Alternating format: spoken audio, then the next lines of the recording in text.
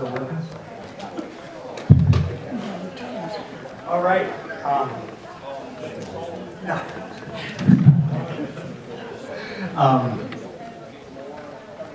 Thanks very much. I'm really happy to be here. I thank Leanne for inviting me. And so far, the three talks have really built on one another, and I think that we're going to continue to be able to do that. Ever since the workshop, how many were at that workshop in Buffalo? A few of you were. I've been thinking about one of the last comments from a rancher there was, how does this relate to management? Well, I don't know if I'm going to answer that, but I've been thinking about it. And I've been thinking about, what soil health indicators really matter to ranchers. And I don't think you have to spend a lot of money sending samples to a lab, and that's what I'm going to talk about. First of all, I think we're all going to kind of start out with this because we all come at this from our own angle. The reason I go to the doctor for an annual checkup, maybe not annually, but fairly annually, is to find out how my current lifestyle is affecting my future ability to thrive, right? Do I need to cut back on the beer and then, I haven't actually said this to my doctor, but this is what I really want to know. How long do I have to ignore you? And I think with soil health diagnosis, we can kind of come to the same thing. And hopefully I won't take this metaphor too far, but the doc really starts with simple indicators that he does right there in his office, right? He might take some samples there if it's indicated for some more complex lab analysis.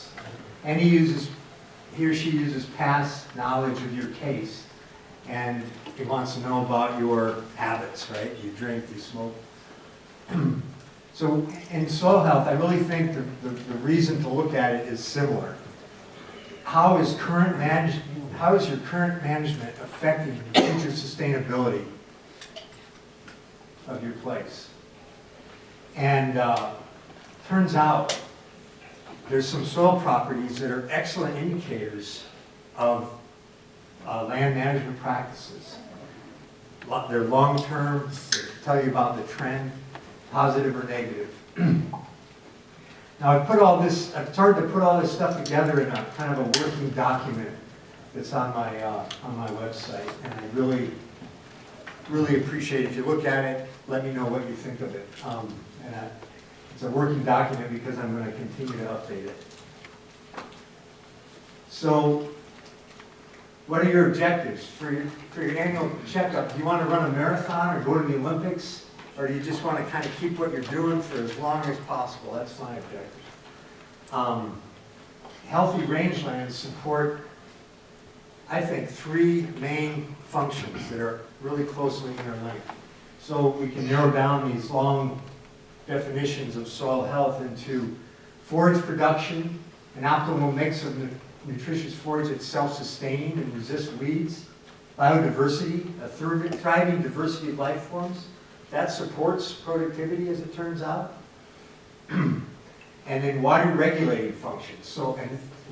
This, of course, supports production and biodiversity. Water infiltration, resistance to erosion, and we've really had some good talks about soil structure. This demonstration here was awesome, so I'm going to be talking about soil structure too, because that's important for water holding, water infiltration, movement of water and air through the soil. So I think of rangeland soil health as the ability of the soil to perform forage production, biodiversity, and water regulating functions. Marlon did a great job of talking about kind of the management implications that need to be thought about. And you guys know a lot more about this than I do, but when I'm going through these indicators, if the indicators suggest negative effects of your past management, these are the things you have to think about.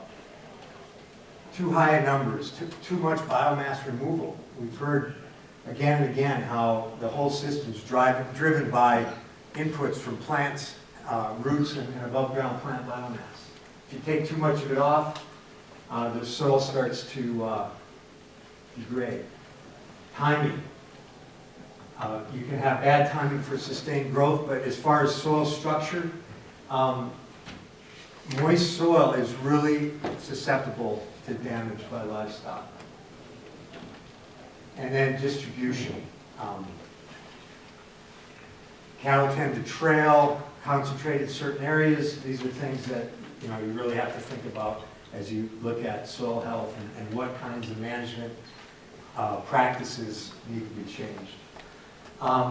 So what I've done is tried to organize the multiple indicators into kind of this stepwise approach towards looking at soil health. First thing I'll talk about, and what I'm going to really focus on today, are ones you can go out on an ATV or your pickup or your horse or whatever with a shovel and a knife and just take a look at the soil.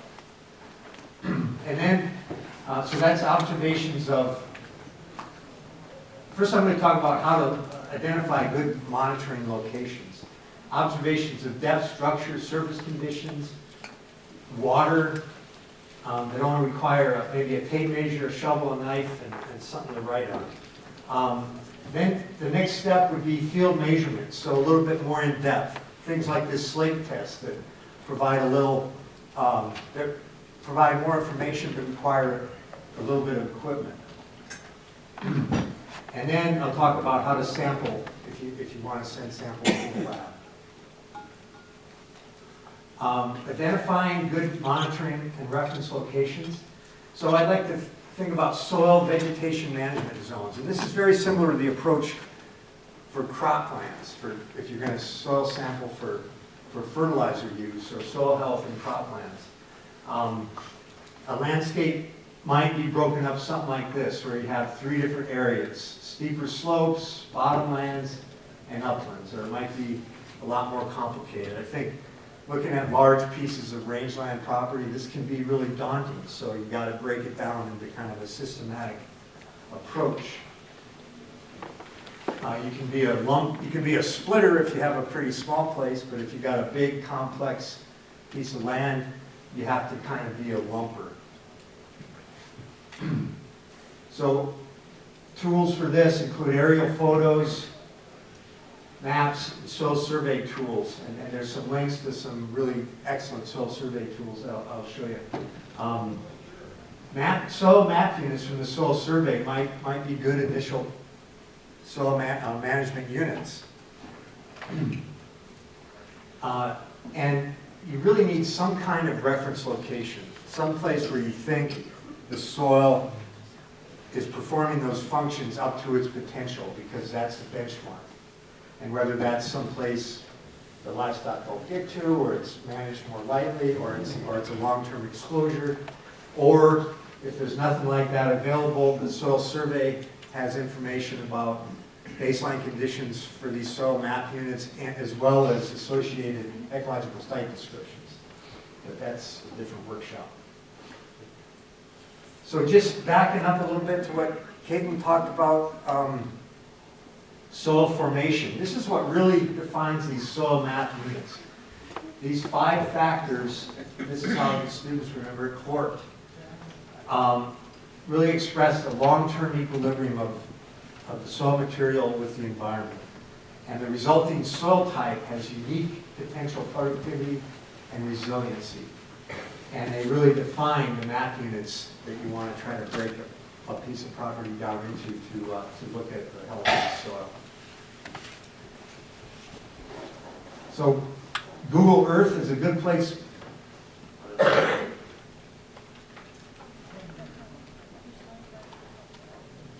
Thank you very much. I touched one of these buttons at the bottom that I shouldn't touch.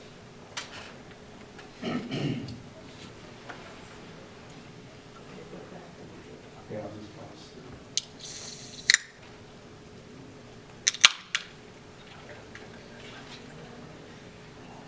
Okay. This is good. This is good. Google Earth is a good place to start looking at, if you don't have a drone or an airplane, and using this 3D function in Google Earth. I can spend hours cruising around ridges. And this is the Laramie Range. That's actually the Laramie Basin out in here. But this is the head of Lodgepole Creek. I just pulled this out as an example of trying to sort this out into soil veg management units. There's a product available at this website where you can download a soil map for the whole country that overlays on Google Earth. So now you can see in 3D kind of how the soils lay on the land. And if you click on those map units, you get, this is 30% of this soil, 30% of that soil, then less of these two soil series within that map unit. So within these map units even, there's a lot of variability.